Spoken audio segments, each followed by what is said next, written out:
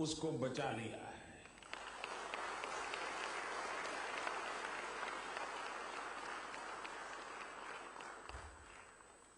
ऐसी अनगिनत चीजें मैं आपको गिना सकता हूं। फाइनेंशियल डिसिप्लिन लाने का प्रयास, ट्रांसपेरेंसी लाने का प्रयास, एफिशिएंसी लाने का प्रयास, और इन सब कारणों से आज देश बहुत तेज गति से आगे बढ़ रहा है।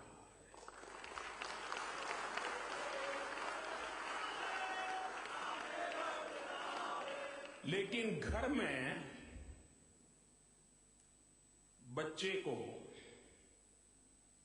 मिठाई खाने का शौक हो,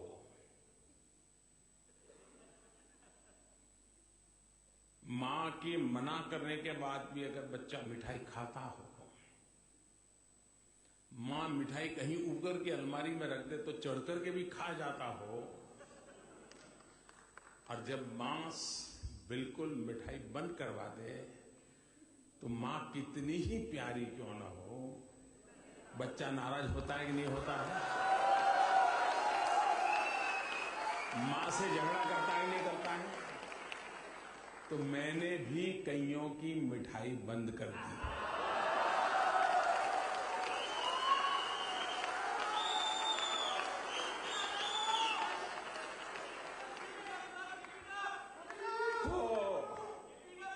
मुझे भी तो थोड़ी तकलीफ पड़ेगी, लेकिन इस तकलीफ को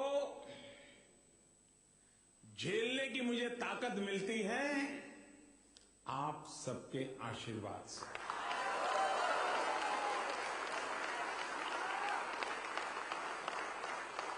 125 करोड़ देशवासियों के प्रेम के कारण, और उसके लिए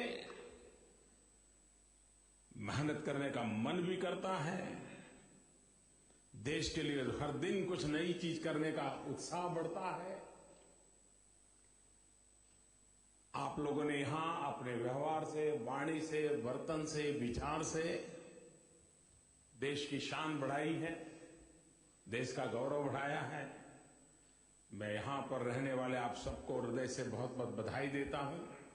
मेरी शुभकामनाएं हैं। कल सुबह मैं अफगानिस्तान में था। वहां पर अफगानिस्तान इंडिया फ्रेंडशिप डैम का उद्घाटन करने के लिए मैं हेरात गया था। करीब 14 जिले के किसानों को पानी मिलेगा, लाखों परिवारों को बिजली मिलेगी। तो एक प्रकार से हमारी महान परंपरा के अनुसार हर किसी के काम आना, इस इरादे से हम काम करते हैं। कल शाम मैं यहां आप लोगों के बीच आया, तब से लेकर के अब तक कुछ न कुछ कामों में लगा रहा हूं। भारत और कतार के संबंध बहुत ही घनिष्ठ संबंधों के रूप में एक दूसरे को घनिष्ठ मदद करने वाले, उपयोगी होने वाले संबंध रहे हैं। और यहां के सभी प्रमुख महानुभावों के साथ विस्तार से मुझे बातचीत करने का अवसर मिला। यहां के पर रहने वाले भारतीय समुदाय के प्रति वो जो गौरव महसूस करते हैं, अपनापन महसूस करते हैं, वो उनकी हर बात में झलकता था। किसी देश के शासक जब मेरे देशवासियों की इतनी तारीफ करते हो तो आप कल्पना कर सकते हैं मेरा सीना कितना फूलता होगा।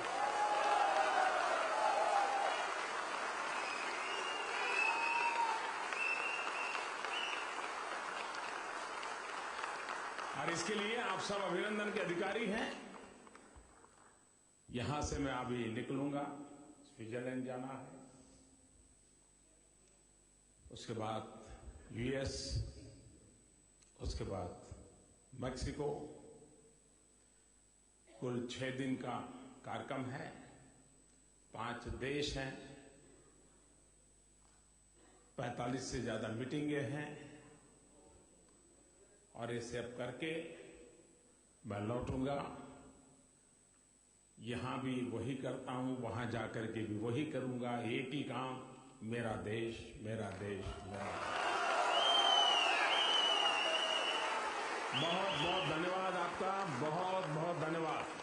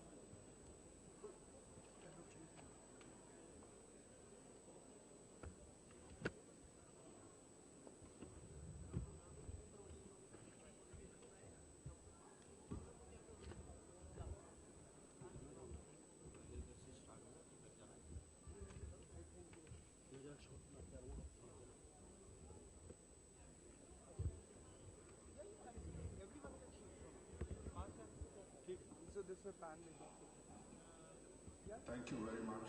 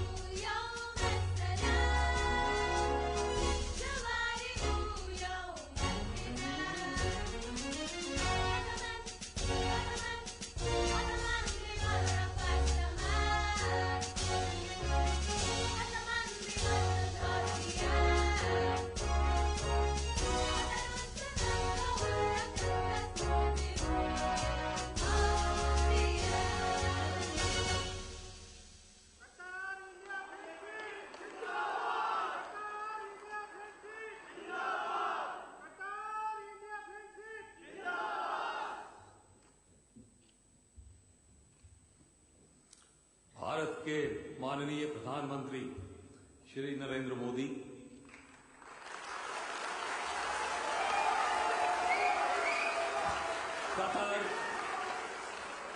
कतर के minister of labour and social affairs minister, his excellency Mohammed Saleh Al Nabit, जो हमारे साथ मौजूद हैं, प्रधानमंत्री के साथ आए शिष्टमंडल के सदस्यगण, कतर राष्ट्र में रह रहे भारतीय समुदाय की बड़ी संख्या में बृहत, प्रबुद्ध तथा अत्यंत सम्मानीय प्रतिनिधिगण,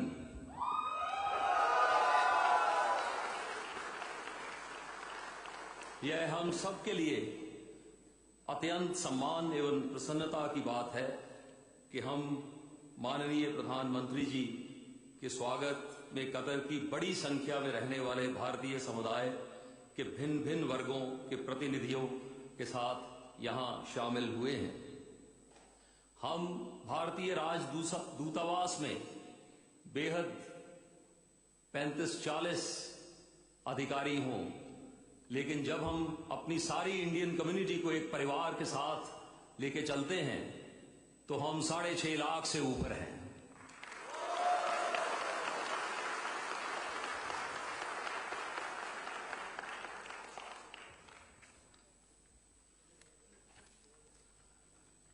बहनों और भाइयों, माननीय प्रधानमंत्री जी 1.2 बिलियन भारतीयों की आशाएं, अथाह क्षमता, विश्वास तथा आकांक्षाओं के अग्रदूत हैं। उनका नेतृत्व भारतीयों को देश में तथा विदेश में प्रोत्साहित कर रहा है ताकि वे हमारे महान देश की प्रगति एवं समृद्धि की नई ऊंचाइयों को छू सकें। मित्रों, आइए हम सब साथ मिलकर भारत के प्रधानमंत्री श्री नरेंद्र मोदी जी का एक बार फिर गर्मजोशी से स्वागत करें।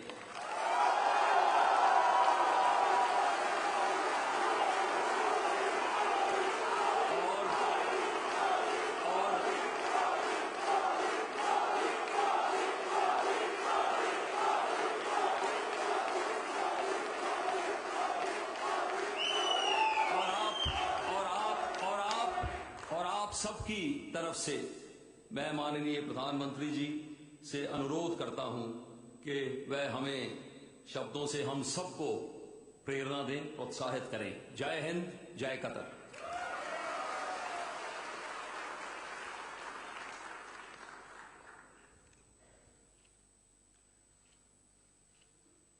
मेरे प्यारे देशवासियों,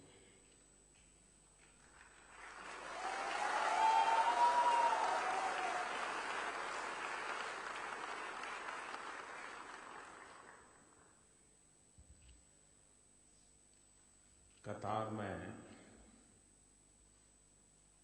ऐसा ही लगता है कि सारे हिंदुस्तानी ही कतार में खड़े हैं।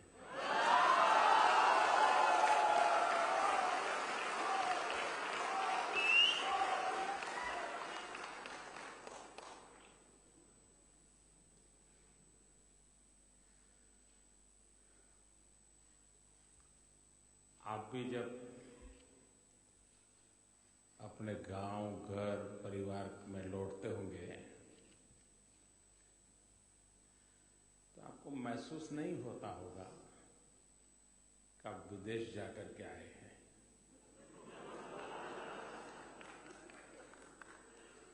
दुनिया के किसी और देश में होते और वापस जाते तो आपको भी लगता है हाँ, किसी और देश से आए हैं।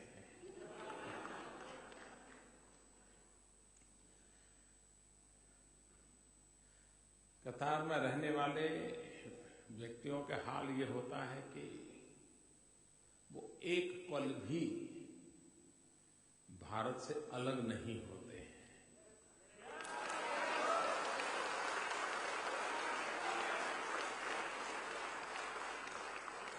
क्योंकि उन्होंने ही जनसंख्या के माध्यम से, रहन सहन के माध्यम से, बोलचाल की भाषा के माध्यम से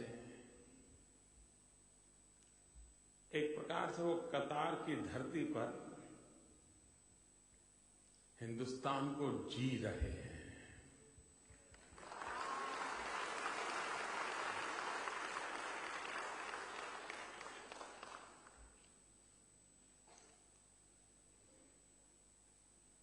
आज पूरे विश्व में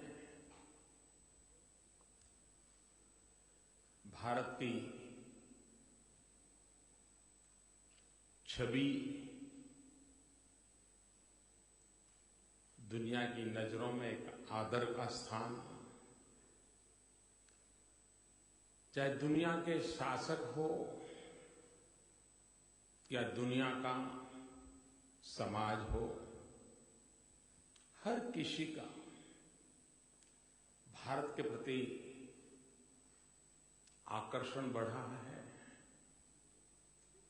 भारत के प्रति जिज्ञासा बढ़ी है। आप भी यहां अनुभव करते होंगे,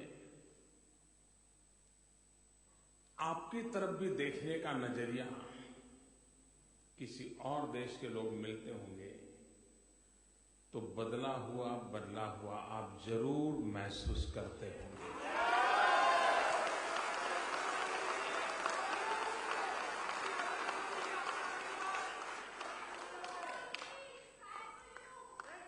किसी भी राष्ट्र की प्रगति का आधार उसके जनमानस के में ऐसी हर छोटी मोटी घटनाएं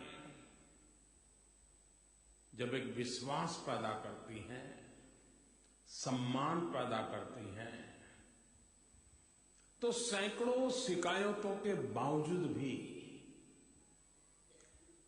देश के लिए जीने का, जूझने का मन कर जाता है।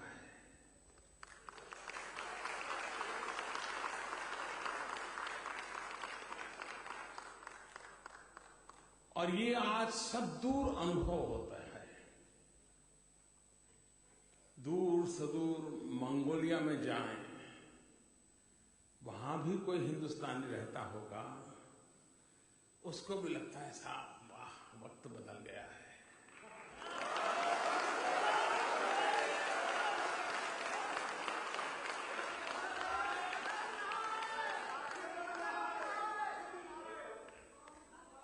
अब आप लोग आवाज दे रहे थे thanks to Modi, thanks to Modi.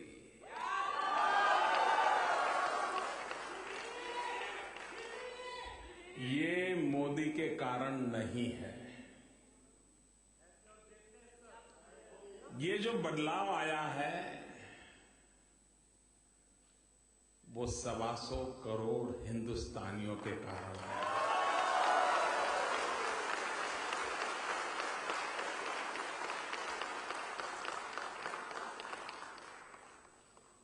आज दुनिया की सभी credit rating agencies, world bank हो, IMF हो, हर कोई एक स्वर से कह रहा है कि हिंदुस्तान विश्व की सबसे तेज गति से आगे बढ़ने वाली इकोनॉमी है।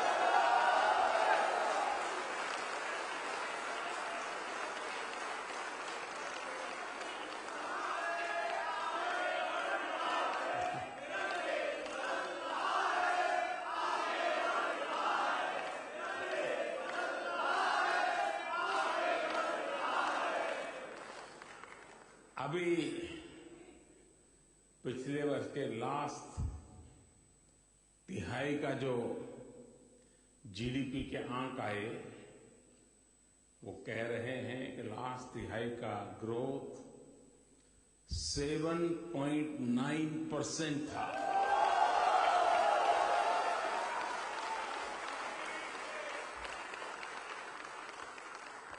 और ये 7.9% भी किस समय था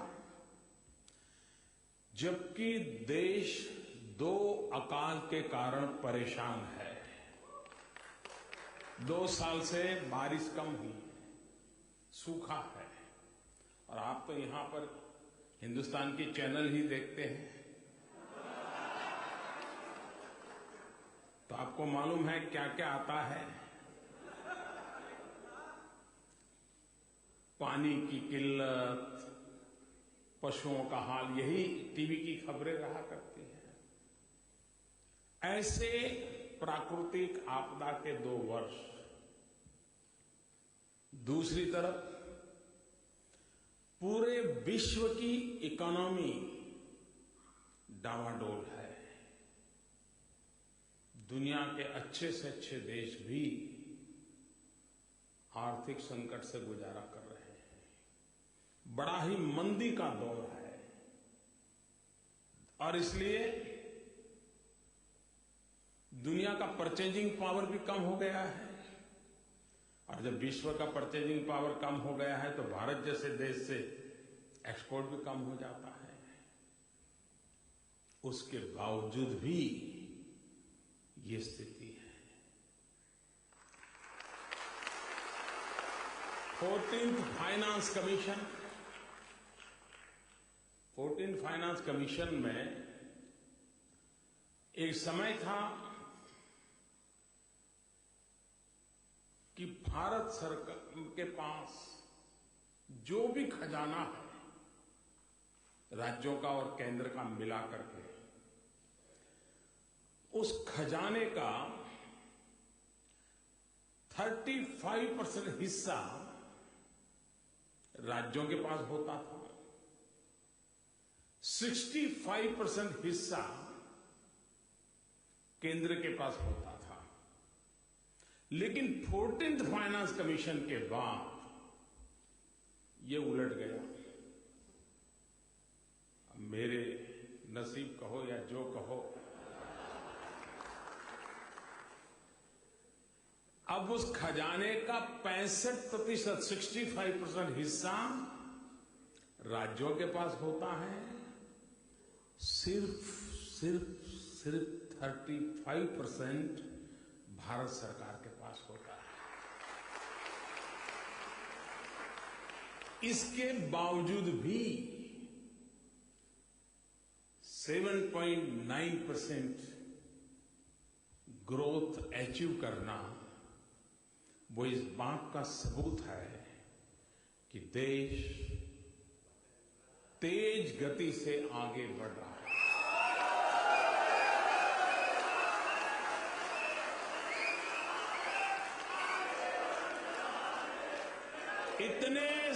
इतनी कठिनाइयों के बावजूद भी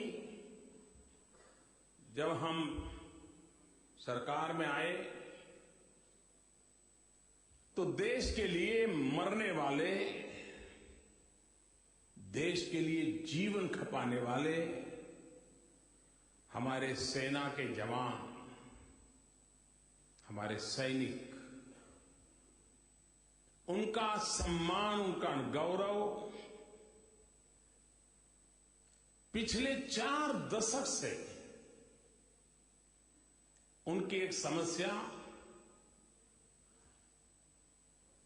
लटकी हुई थी।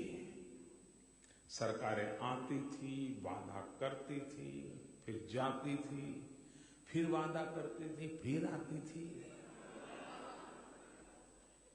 वे आते थे, जाते थे, आते थे, जाते थे, लेकिन देश का जवान वहीं का वहीं खड़ा था। हमने वादा किया तो हम 4 दशक से लटकी हुई समस्या का समाधान खोजेंगे। आर्थिक बोझ बहुत बड़ा है, लेकिन मातृभूमि के लिए जीने मरने वालों का सम्मान कतई उससे कम नहीं हो सकता है। और इसलिए हमने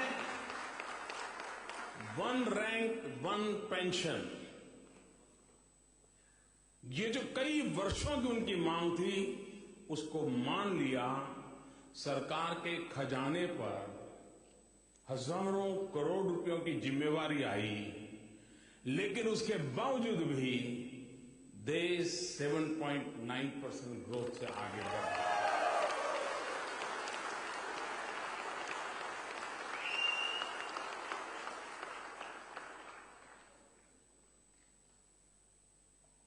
हम जानते हैं, हम 5-50 हिंदुस्तान के लोग इकट्ठे हो जाएं तो हमारी बातचीत के प्रमुख विषय क्या होते हैं? अगर क्रिकेट की सीजन हो तो क्रिकेट, फ्राइडे हो तो नई मूवी, और अगर दोनों नहीं है तो हम लोग तो है ही हैं।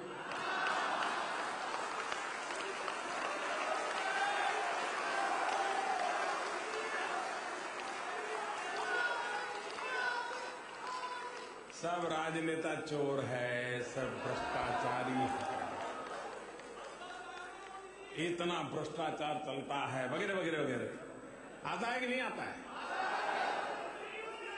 भ्रष्टाचार ने हमारे देश को दीमक की तरह खोखला कर दिया है, और हमने ठान ली है ये भ्रष्टाचार रूपी दीमक से देश को मुक्ति दिलानी है।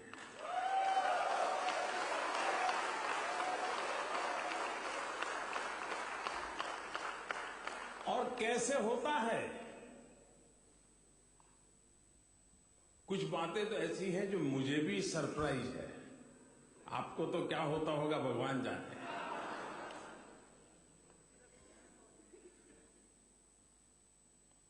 जैसे स्कूल में स्टूडेंट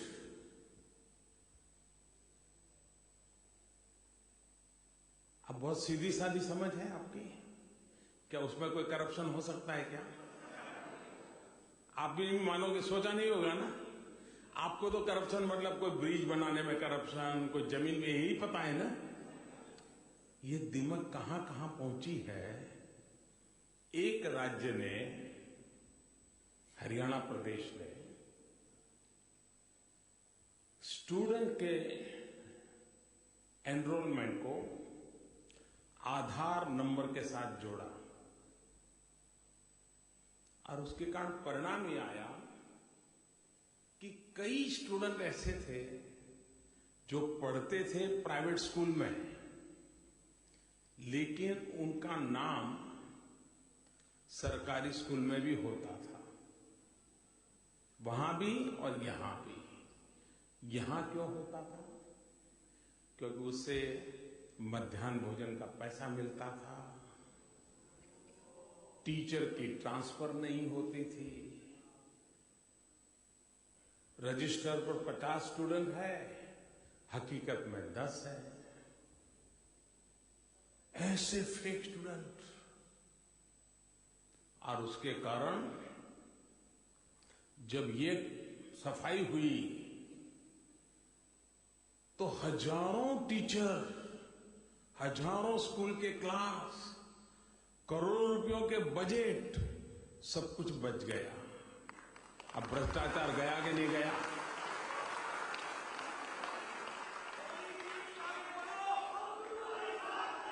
हमारे देश में राशन कार्ड का बड़ा महत्व है, क्योंकि उसके साथ कई चीजें, रास्ते खुल जाते हैं। अभी तो हमने सतही किया है, कोई ज्यादा अजीब बारीकी तो अभी चल रही है। जो सतही काम किया, ऊपर ही, उसमें करीब, आप चौंक मत जाना,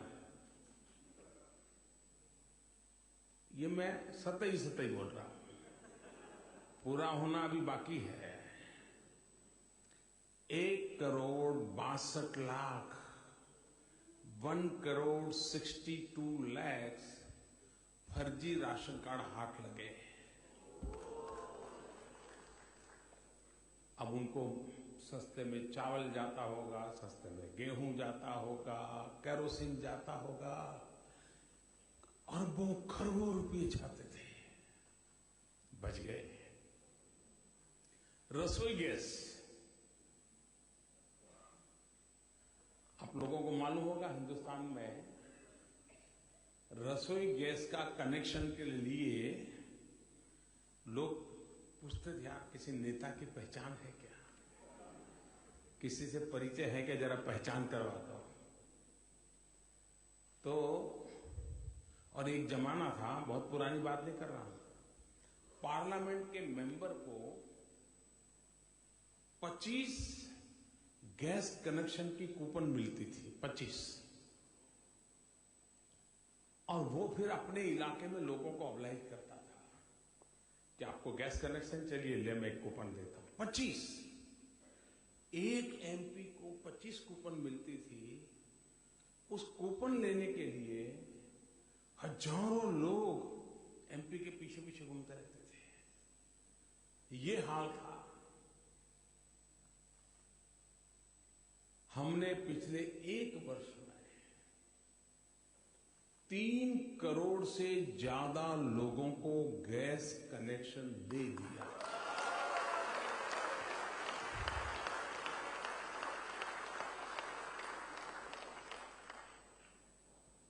पहले सब्सिडी सिलेंडर जो पहुंचाता था उसको मिलती थी, हमने वो बदल कर दिया। जो गैस उपयोग करता था उसके खाते में सीधी सब्सिडी के पैसे डालना शुरू किया। ये दुनिया का सबसे बड़ा डायरेक्ट बेनिफिट ट्रांसफर स्कीम है, दुनिया की सबसे बड़ी। Guinness book of world record में इसको स्थान मिला है। लेकिन परिणाम क्या हुआ? जब हमें देने लगे तो 3 करोड़ से ज्यादा लोग लेने के लिए आए ही नहीं। मतलब 3 करोड़ से ज्यादा लोगों का कहीं इधर उधर चला जाता होगा। आपको हैरानी होगी, ऐसे छोटे छोटे कामों के द्वारा अब तक, और ये मैं सत्य ही बोल रहा हूं, अभी तो बाकी है,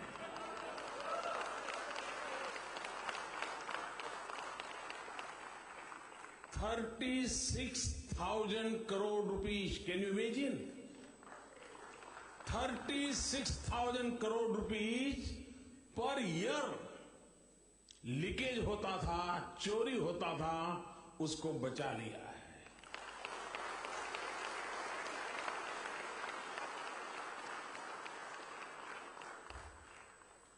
ऐसी अनगिनत चीजें मैं आपको गिना सकता हूं। फाइनेंशियल डिसिप्लिन लाने का प्रयास, ट्रांसपेरेंसी लाने का प्रयास, एफिशिएंसी लाने का प्रयास, और इन सब कारणों से आज देश बहुत तेज गति से आगे बढ़ रहा है।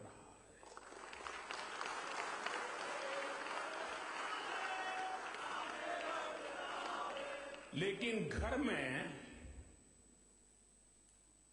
बच्चे को मिठाई खाने का शौक हो, मां के मना करने के बाद भी अगर बच्चा मिठाई खाता हो, मां मिठाई कहीं ऊपर की अलमारी में रख दे तो चढ़ करके भी खा जाता हो,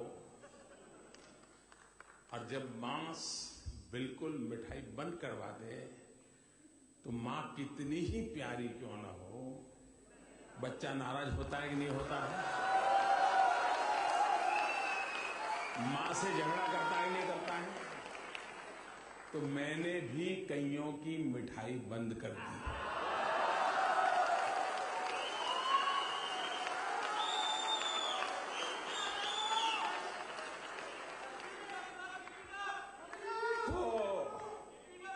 मुझे भी तो थोड़ी तकलीफ पड़ेगी, लेकिन इस तकलीफ को झेलने की मुझे ताकत मिलती है आप सबके आशीर्वाद से।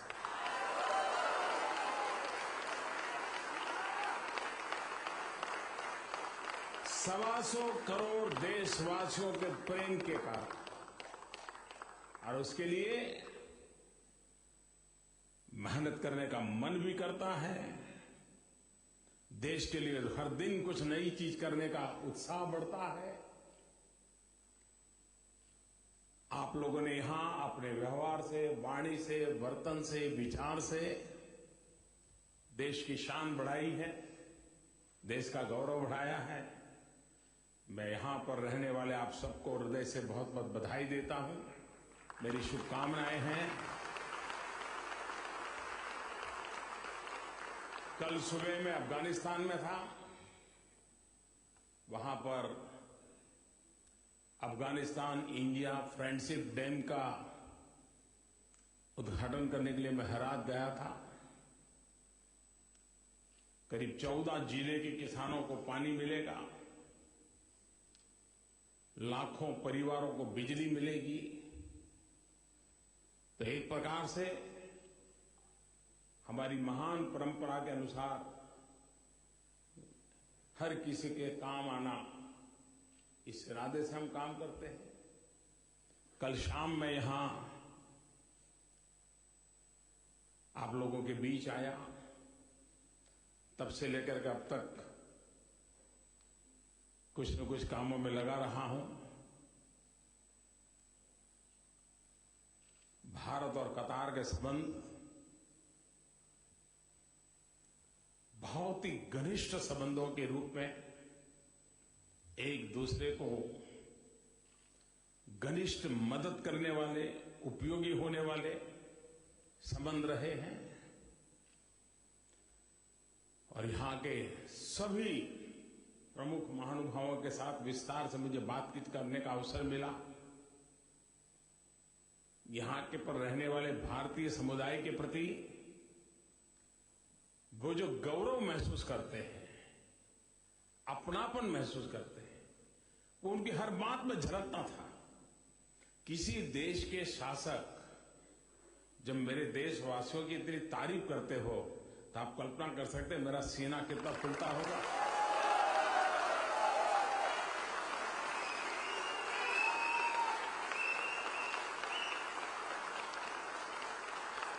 और इसके लिए आप सब अभिनंदन के अधिकारी हैं। यहां से मैं अभी निकलूंगा, स्विट्जरलैंड जाना है, उसके बाद यूएस, उसके बाद मैक्सिको। कुल 6 दिन का कार्यक्रम है, 5 देश हैं, 45 से ज्यादा मीटिंगें हैं। और इसे अब करके मैं लौटूंगा। यहां भी वही करता हूं, वहां जाकर के भी वही करूंगा। एक ही काम, मेरा देश, मेरा देश, मेरा देश। बहुत बहुत धन्यवाद आपका, बहुत बहुत धन्यवाद।